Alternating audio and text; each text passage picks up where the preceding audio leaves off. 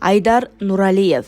Оштун мурдагы мэри Токторбаев 100гө жакын батирлерди негизсиз тараткан. Акыркы күндөрү социалдык тармактарда жана айрым маалымат булактарында Ош шаарынын мурдагы мэри Жеңишбек Токторбаевдин ишмердүүлүгүнө байланыштуу бир катар билдирүүлөр талкуу жаратууда.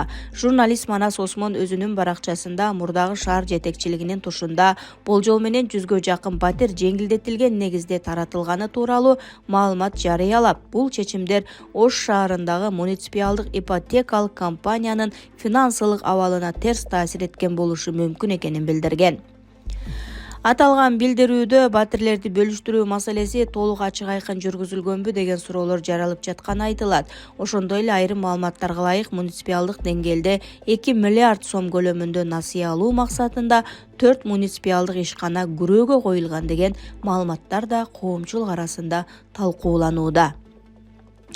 Эксперттер мындай чечимдер кабыл алынган болсо, алардын мыйзамдуулугу жана экономикалык негиздемеси тиешелүү мамлекеттик органдар тарабынан текшерилиши керек экенин белгилешет. Себеби муниципалдык мүлк шаар тургундарынын жалпы кызыкчылыгына тиешелүү болуп эсептелет. Ошол эле учурда айрым серепчилер бул маселе саясатчылар арасында да резонанс жаратышы мүмкүн экенин айтышууда.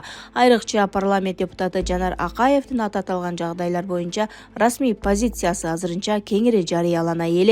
Учурда бул маалыматтар боюнча тиешелүү мамлекеттик органдардын расмий комментарийи күтүлүүдө. Коомчулук болсо айтылган фактыларга юридикалык баа берилет деген үмүттө. Адилет Айтыкеев бийликтин сый-урматына татый тургандай эле кызмат кылууда.